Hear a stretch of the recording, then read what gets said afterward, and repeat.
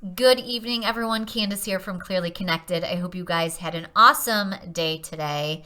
I am jumping on with a little call for action with my Courage to Speak initiative that I launched about a year and a half ago. The intention is to help people in this community and beyond to heal and grow in a much bigger way, because when we do truly find our courage to speak, that's when we have the opportunity to do so. I always say the biggest stigma is the fact that we are conditioned by society to believe that we're supposed to be happy 24/7, never talk about how we actually feel or the reality of what's going on in our lives. And, sometimes it's just lack of awareness or even recognizing that there may be something beyond that. So I always say we do the best with what we know how to do. When you start to have a new level of awareness, that's when things can really change. And that's a big part of the work that I do here at Clearly Connected. So I try to share a client testimonial at least once a week. Tonight I am jumping on to share a client story that I'm really feeling inspired by. I'm inspired by all of them, but I just got done working with this person and got permission to share the story. And my hope is that as she continues to find her own courage, she will be sitting here with me one day. But these are the kinds of stories that we need to be talking about to raise an awareness. Again, people do the best with what they know how to do. That's, we can't do more than that. But when, again, we start to have a new level of awareness, that's when things can change. We want to label and diagnose everything instead of actually talking about reality. And a lot changes when you do. So this particular client is amazing. She came to me probably about 4 months ago, and she wanted to work on improving her overall wellness, including managing her anxiety. She wanted to focus on improving the relationships in her life, including the relationship to herself, even understanding what that means, having more clarity in her life, discovering, her true path and purpose. I always say it's interesting, as human beings, we're quick to judge others, but when we really open our hearts up, we have a lot more in common than not. So like those 4 focus areas that I just rattled off, who doesn't want that, right? Who doesn't want to feel better about themselves, relationships, having more clarity on who they are, their path, their purpose, things like that. So we started to dive into the anxiety piece first because that's been the most debilitating for her. And if you know me, you know that my own journey is what has led me to where I am, both personally and professionally. So I understand anxiety in a big way, panic attacks, all that kind of stuff. So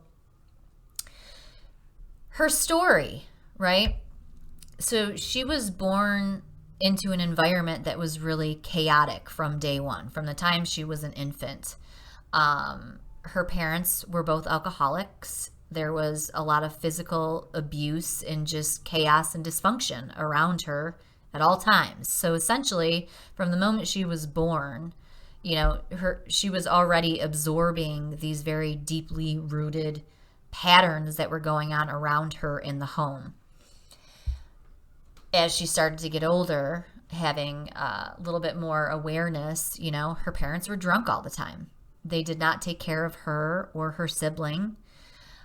They provided a minimum degree of care. So she had a roof over her head, but all she ate was, TV dinners and food out of a can. Her parents were at the bar most of the time. She had no emotional support, wasn't always in school, and they didn't care about that.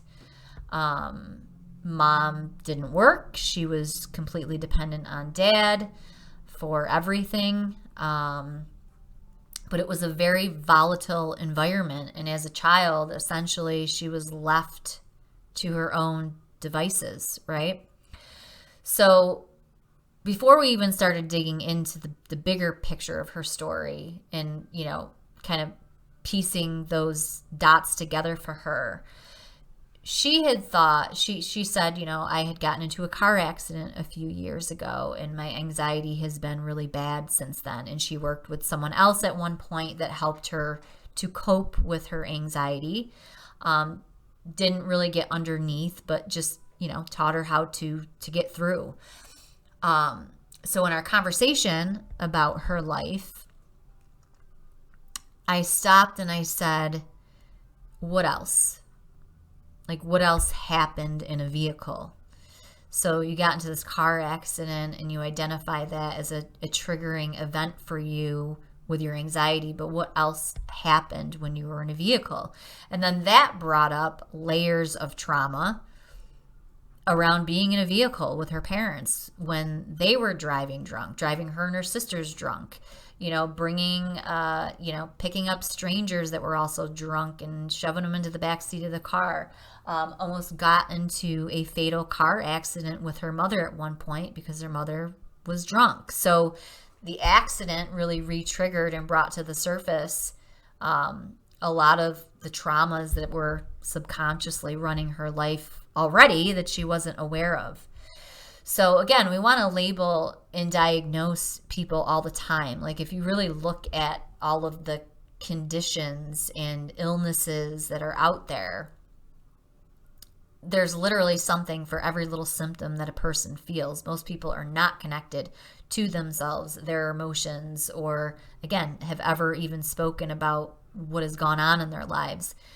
And when you start to have this new level of awareness, what would be the impact of essentially abandoning your child, not taking care of them, being drunk, and alone and scared and having no support? There's a huge impact on that child's development.